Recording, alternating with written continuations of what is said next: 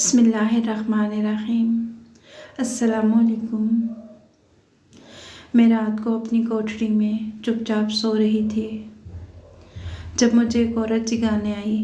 मैंने कहा, मैं जेल में हूँ और मुझसे काम करवाने का आपको हक है, लेकिन आधी रात को आप मुझे क्यों जगाने आई हैं? उसने कहा कि अभी तो सबसे ज़रूरी काम है। वो मुझे अपने साथ एक जगह ले गई जहाँ पर मुझे साफ़ सुथरा लिबास पहनाया गया, खुशबू लगाई गई और इसके बाद उसने मुझे एक जेल के अंदर धक्का दे दिया। सामने का मंजर देखकर मैं हैरान रह गई। इंसान को सज़ा तो अपने किए की ही मिलती है, लेकिन ये तो सज़ा पर सज़ा थी। मैं बाहर निकलना चाहती थी, लेकिन यहाँ से कोई रास्ता बाहर नहीं जाता था। सुबह मेरी आँख खुली तो मैं अपनी कोठरी में थी और मेरी साथी मेरे पास बैठी मेरे पाँव दबा रही थी। मैंने कहा, मुझे क्या हुआ? मैं कुछ महसूस नहीं कर पा रही थी कि मेरे जिस्म के कौन से हिस्से पे ज़ख़म लगा है। उसने कहा कि तुम्हें जो हुआ है वो आहिस्ता आहिस्ता समझ आ जाएगा, तब तक ये चीज़ अपने पास रखो। उसने मेरी हथेली पर फटकड़ी का एक टुकड़ा रख दिया और फिर फटकड़ी के एक टुकड़े से अल्लाह ने मेरी तकदीर कैसे बदली, ये जानकर आप सब लोग हैरान रह जाएंगे। मैंने अमजद नामी शख्स से मोहब्बत की थी। वो बहुत ही अमीर आदमी था। उसके 4 भाई 3 बहनें थीं, करोड़ों की जायदाद थी। हम दोनों को एक दूसरे से मोहब्बत हो गई। मुझे उसकी मोहब्बत के सिवा कुछ नहीं चाहिए था। मुझे अमीर होने का कोई शौक़ नहीं था। मेरा नाम महानूर है। मैं बहुत खूबसूरत थी। मैंने उससे कहा, हम किसी जगह पर छोटा सा घर बना के रह लेंगे जहाँ हम दोनों हों। उसने कहा कि तुमने करोड़पति शख्स से शादी की है, अब तुम छोटा सा घर बनाना चाहती हो। मैं तुम्हें सारी खुशियाँ देना चाहता हूँ। हमारी शादी हो गई। मैं उसके निकाह में चली गई। फिर उसने अपनी सारी जायदाद मेरे नाम करने का अनोखा फ़ैसला किया। उसके घर वाले भी इस फैसले के हक़ में थे। मैं हैरान थे कि वो इतने खुश क्यों हैं, पर मुझे क्या पता था कि उनके दिल में कुछ हो रही है। उन्होंने अमजद को इस दुनिया से रवाना कर दिया और इल्ज़ाम मेरे सर लगा दिया कि ये सारी जायदाद की मालिक बन गई, इसीलिए इसने अपने शोहर को रास्ते से हटा दिया। मैं अपनी बेगुनाही साबित ना कर पाई और मुझे जेल भेज दिया गया, जहाँ मेरे पास बोलने के लिए कुछ नहीं था, क्योंकि जो मेरा था वो ख़त्म हो चुका था। मैंने सोचा बाकी की ज़िंदगी इसी काल कोठरी में पड़े पड़े गुजार दूँगी। अब मेरे पास ज़िंदगी का कोई मकसद नहीं। मेरे माँ बाप तो पहले ही नहीं थे। बस एक अमजद था जिसे मैंने अपना सब कुछ समझ लिया था। मेरे दिन रात यहीं पर गुजरने लगे। मैं किसी से ज़्यादा बोलती नहीं थी। मुझे यहाँ काफ़ी सारी औरतें देखने को मिली, अजीब व गरीब किस्म की, कुछ बहुत ख़तरनाक और कुछ मेरी तरह बेगुनाह। हम सभी अपनी सज़ा काट रहे थे। सब ने मुझे कहा कि तुम बड़ी खूबसूरत हो, कम उम्र हो, इतनी कम उम्र में इतना बड़ा जुर्म कैसे कर लिया? मैंने कहा, जुर्म तो यही था कि मैं मोहब्बत कर बैठी। मेरी साथी का नाम साइमा था। हम दोनों एक ही जेल में थे। उसने कहा कि यहाँ तो बहुत कुछ होता है, तुम्हें बर्दाश्त करना होगा क्योंकि ये जेल है। लेकिन मुझे क्या पता था उसकी बात का मतलब कुछ और ही था। हम लोगों को दिन में बाहर छोड़ दिया जाता। एक बहुत बड़ी 4 दीवारी थी, उसके अंदर हम लोग घूम फिर सकते थे, खाना बनाते थे, सब्जियां काटते थे। इसके बाद जब शाम होने लगती तो हमें कैद कर दिया जाता। आज मैं सारे काम वगैरह करके बहुत थक गई थी। जाकर अपने बिस्तर पर लेटी ही थी कि थोड़ी देर बाद मुझे जेल का दरवाज़ा खुलने की आवाज़ आई। मुझे इतनी सख्त नींद आ रही थी कि मैंने आवाज़ तो सुनी लेकिन आंखें ना खोली। थोड़ी देर के बाद ही एक पुलिस वाली औरत मेरे पाँव के पास बैठी मुझे जगाने लगी। मैंने कहा, आपको क्या काम है? वो कहने लगी, बड़ा ज़रूरी काम है। मैंने कहा, क्या मतलब? वो मुझे अपने साथ ले जाने लगी। उसने कहा, ज़्यादा सवाल मत करो, जितना कम बोलोगी उतना तुम्हारे लिए अच्छा होगा। वो मुझे एक कमरे में ले गई। ये किसी का ऑफिस लगता था, शायद यहाँ की सुपरिटेंडेंट का कमरा था, लेकिन वो वहाँ पर मौजूद नहीं थी। उसने कहा, ये कपड़े पकड़ो और पहन लो।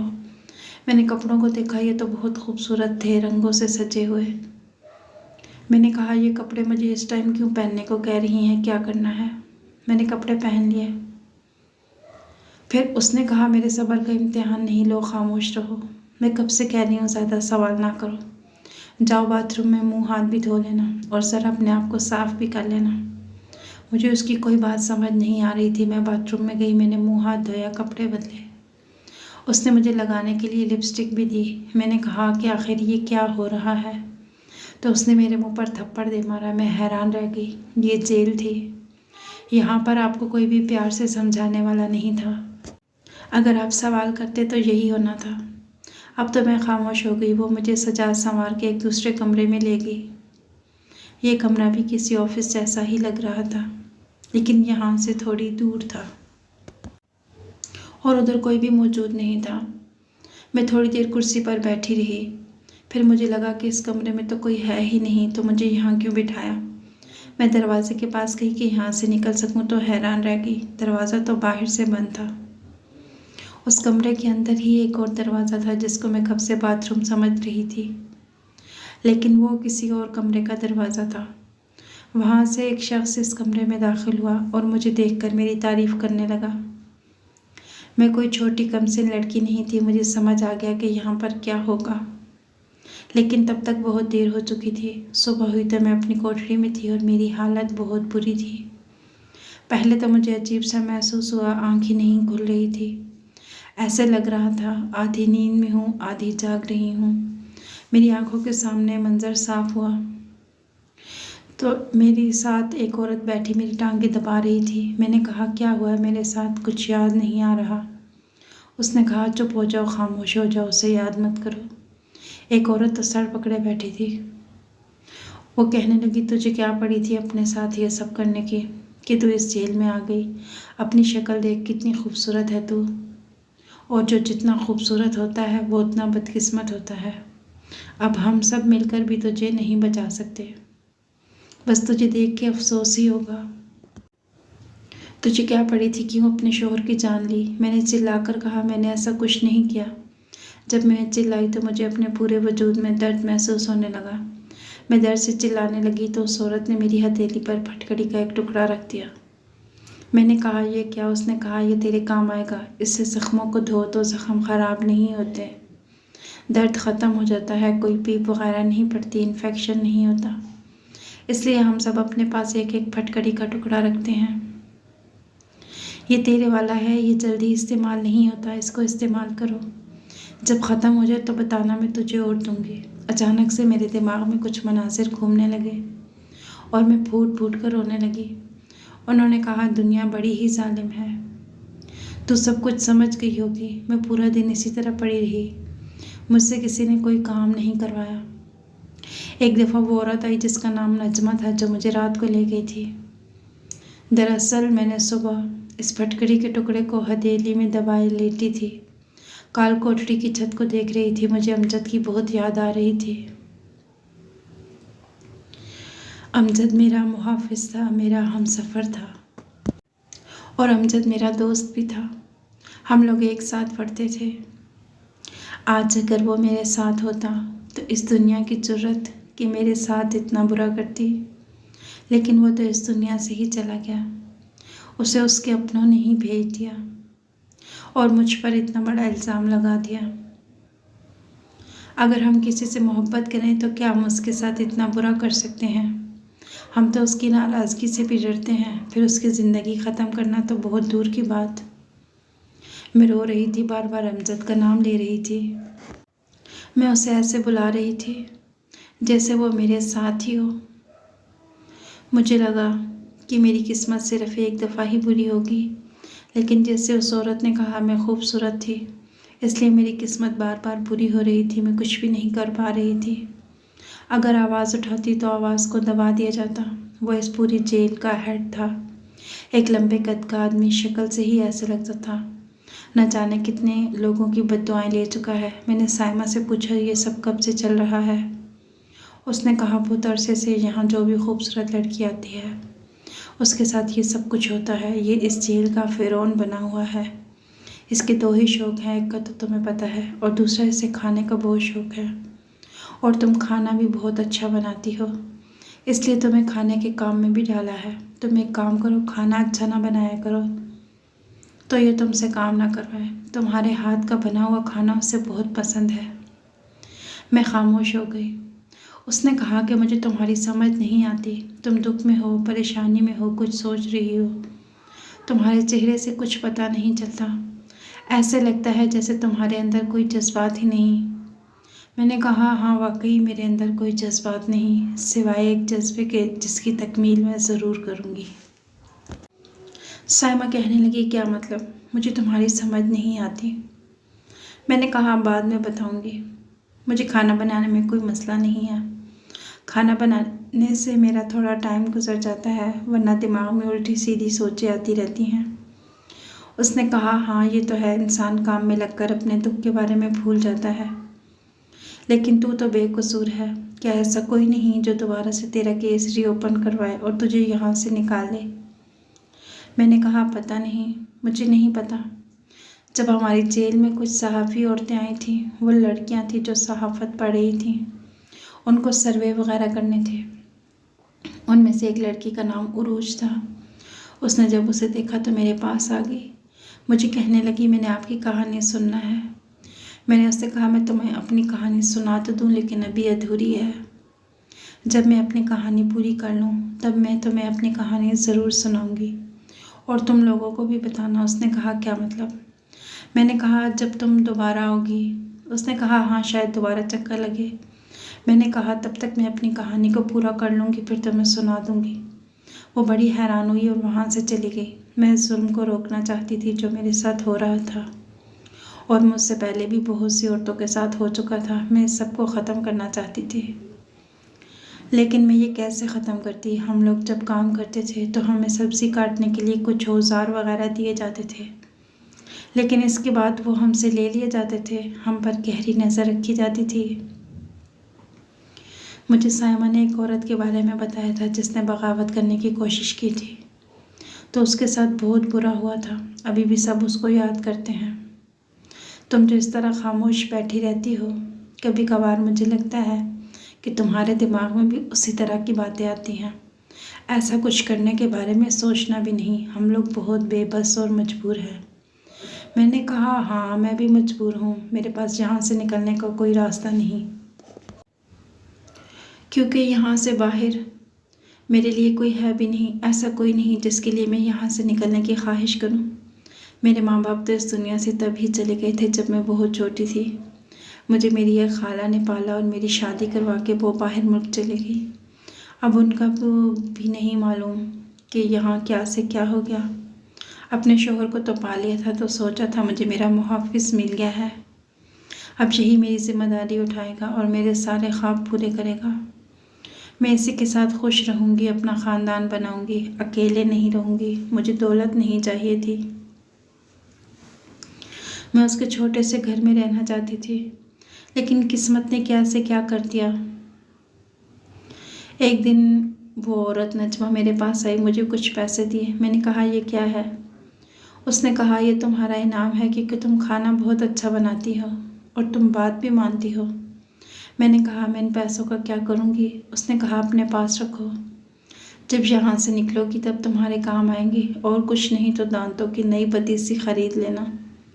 इस बात पर वो फूट फूट के हंसने लगी, क्योंकि मुझे उम्र कैद की सज़ा हुई थी और जब तक मैं यहाँ से निकलती शायद मेरे मुंह में दांत न होते, यानी कि मैं बूढ़ी हो चुकी होती।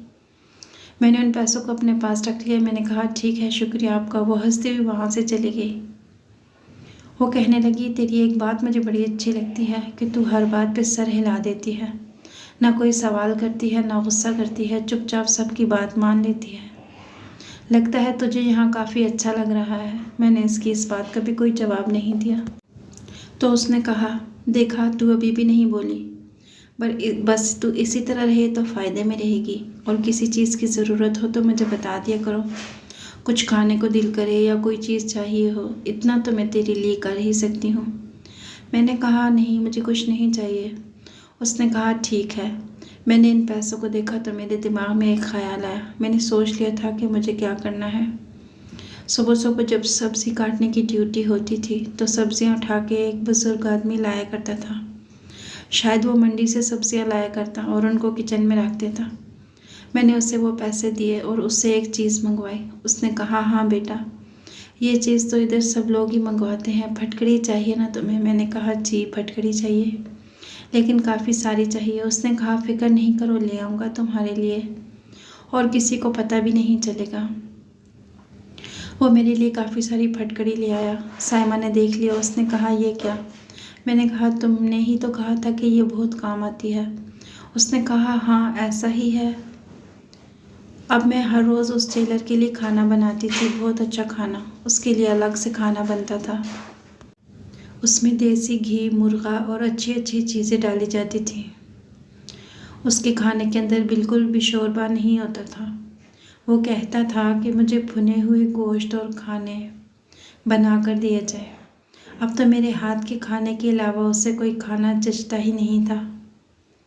एक दिन रात हुई, मैं चांद की तरफ देख रही थी और सोच रही थी कि जो चाल मैंने चली है, अगर आज कामयाब हो गई तो इसका मतलब कि आगे भी कामयाब ही रहूँगी। मैं बार बार दरवाजे की तरफ देख रही थी। साइमा ने कहा, क्या हो गया, तुझे नींद नहीं आ रही? मैंने कहा कि वो अभी आती ही होगी ना नजमा मुझे बुलाने के लिए। साइमा ने कहा, क्या तुम इसका इंतज़ार कर रही हो? पागल हो गई है क्या? नहीं आती तो ना आए। मैंने सोचा, वो रोज़ तो आती है, आज भी आएगी। सो जाऊंगी तो आकर मेरी नींद ख़राब करेगी, इसलिए अच्छा है ना कि मैं जागती रहूं। साइमा ने कहा, मुझे तेरी किसी बात की बिल्कुल समझ नहीं आती। तू खुद सोच रही है कि वो तुझे लेने के लिए आएगी। अरे तू शुक्र कर। मैंने कहा, तुम नहीं समझोगी। मैं काफ़ी देर तक इंतज़ार करती रही, नजमा नहीं आई। अगले दिन भी नहीं आई और उससे अगले दिन भी नहीं आई। जब मैं जेलर का खाना बना रही थी, मैंने खाना ट्रे में डाल के उसके हवाले किया तो मैंने कहा, तुम मुझे 3-4 दिन से लेने के लिए क्यों नहीं आई? उसने कहा कि जेलर साहब की तबीयत ख़राब है। मैंने कहा, क्या ज़्यादा ख़राब है? उसने कहा कि तू ऐसे पूछ रही है जैसे वो तेरा शोहर है। मैं खामोश हो गई।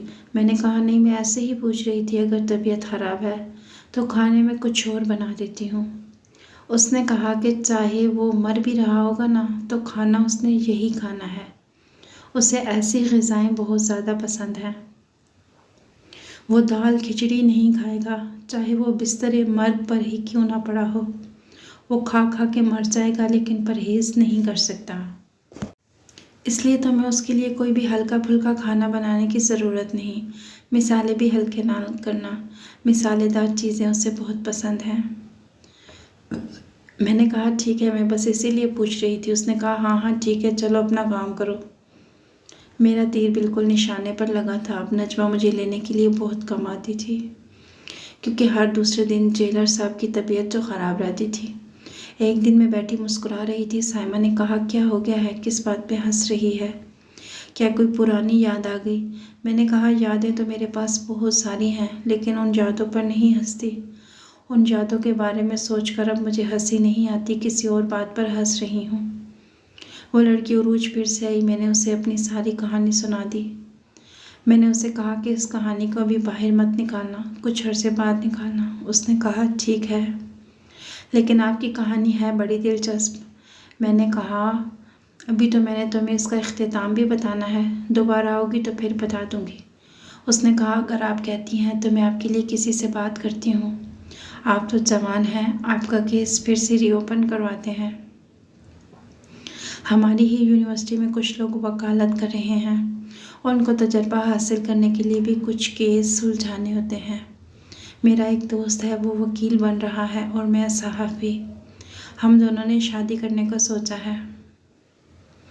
मेरा मंगेतर है, वो बहुत अच्छा इंसान है, बहुत अमीर है, उसकी पहुंच बहुत ऊपर तक है। अगर आप कहें तो मैं आपका केस रीओपन करवाऊँ और आपको यहाँ से बाहर निकालने में आपकी मदद करूँ। मैंने कहा, मैं बाहर निकल भी जाऊँ तो मेरे लिए ज़िंदगी में कुछ नहीं, मेरे इस दुनिया में कोई नहीं। तो उस लड़की ने बड़ी अजीब सी बात कही। उसने कहा, आपका इस दुनिया में कोई नहीं, पर आप खुद तो है ना। मैं खामोश हो गई। उसने जाते जाते कहा कि मैं बात करूंगी, आपका केस फिर से रीओपन करवाया जाए, क्योंकि आप अभी जवान जहान हैं। उसकी बातों से मुझे एक उम्मीद मिली थी, लेकिन मुझे नहीं लगता था कि मेरे लिए इतनी जल्दी आसानी होगी। वक्त इसी तरह गुजर रहा था, हफ्ते दर हफ्ते गुजरते जा रहे थे। एक दिन नजमा ने मुझे कहा कि आज खाना ना बनाना। मैंने कहा क्यों? कहने लगी साहब जी छुट्टी पे गए हैं, उनकी तबीयत कुछ ज़्यादा ही ख़राब है, तो वो अपने घर वालों के पास चले गए। 2-3 दिन तक आराम करेंगे, फिर आएंगे। जब जेल में जेलर साहब नहीं होते थे तो जेल का माहौल कुछ अलग ही होता था। कोई किसी से डरता नहीं था, सब अपनी मर्ज़ी से इधर उधर फिरते रहते थे। नजमा से फिर भी डर तो होता था, लेकिन वो पूरा दिन हमारे सर पर नहीं मंडराती थी। उसके और भी काम होते थे। जेलर साहब वापस आ गए और 1 हफ्ते तक फिर से यहीं मौजूद रहे, लेकिन मुझे बुलाने के लिए कोई नहीं आया। एक दिन सुबह सुबह ही ये खबर पूरे जेल में फैल गई कि जेलर साहब बेहोश होकर गिर गए और उनकी हालत बहुत ख़राब थी। उनको यहाँ से फ़ौरन डॉक्टर के पास ले जाने का इंतज़ाम किया गया, लेकिन शाम तक यह खबर आई कि वो अब इस दुनिया में नहीं रहे। उनके जिस्म के बहुत सारे निज़ाम ख़राब हो चुके थे, इसलिए वो इस दुनिया से रुखसत हो गए। जिस दिन हमें पता चला कि वो इस दुनिया से चला गया, उस दिन तो जेल में ईद का समा था। वो एक जालिम इंसान था। उसने हम सब से बहुत सी बद्दुआएं ली थीं और हम सब पर बहुत जुल्म किया था। उसका इस दुनिया से चले जाना हमारे लिए किसी खुशखबरी से कम नहीं था। और उसी दिन मुझे एक और खुशखबरी भी मिली कि मेरे केस को फिर से खुलवाया जा रहा है, और ये वजह बताई जा रही है कि अगर मेरे शौहर ने सब कुछ मेरे नाम कर दिया था तो फिर मुझे उससे जान से मारने की ज़रूरत ही क्या थी। उम्मीद थी कि मेरा केस मजबूत हो जाएगा। एक दिन साइमन ने मुझसे पूछा, तेरे सामान में तो फटकड़ी ही ख़त्म हो गई। मैंने कहा हाँ, ख़त्म हो गई। अब हम में से किसी को फटकड़ी की ज़रूरत नहीं पड़ेगी, ख़ासकर मुझे तो बिल्कुल भी नहीं। उसने कहा, लेकिन जो फटकड़ी हमने तुझे दी थी वो कहाँ गई? इतनी जल्दी तो ख़त्म नहीं होती। मैंने कहा वो इस्तेमाल हो गई। उसने मुझे अजीब सी नज़रों से देखा और कहा, कहीं तूने? मैंने कहा हाँ, वो मैं ही थी। मैं उस जेलर का खाना बनाती थी और रोज़ाना उस खाने के अंदर फटकड़ी मिला देती थी। फटकड़ी हमारे ज़ख्मों को ख़राब होने से बचाती है, एंटीबैक्टीरियल होती है, लेकिन अगर आप इसे ज़्यादा मिकदार में रोज़ खाएं तो आपके लिए जानलेवा भी साबित हो सकती है। साइमन ने अपने मुंह पर हाथ रख लिया। उसने कहा कि तू तो बड़ी ख़तरनाक निकली। मैंने कहा तो और क्या, जुल्म सहती रहती। वो खामोश हो गई। उसने कहा कि मेरे साथ ये राज हमेशा मेरे दिल में रहेगा, लेकिन अगर किसी को पता चल गया तो मैंने कहा कभी किसी को पता नहीं चलेगा। पता चलना होता तो अब तक पता चल जाता। मेरा केस भी चल रहा है और रूज मुझसे रोज़ मिलने आती है। उसे भी मैंने ये सब कुछ बता दिया। वो बहुत हैरान होती है, लेकिन मेरी तारीफ़ भी करती है और कहती है कि जुल्म को ख़त्म करने के लिए किसी न किसी को तो कदम उठाना ही पड़ता है। आपने बहुत अच्छा किया। वो मुझे रोज़ उम्मीद दिलाती है कि मैं इस जेल से जल्द ही निकल जाऊंगी। अगर नहीं भी निकली तो इस बात की तसल्ली रहेगी कि मुझ पे और बहुत सी औरतों पे जुल्म करने वाले को मैंने उसके अंजाम तक पहुंचा दिया। आप लोग भी बताइएगा क्या मैंने ठीक किया। आपको हमारी आज की वीडियो पसंद आई तो लाइक कीजिएगा। मज़ीद अच्छी वीडियोस के लिए चैनल को सब्सक्राइब कीजिएगा। अगली वीडियो तक के लिए अल्लाह हाफ़िज़।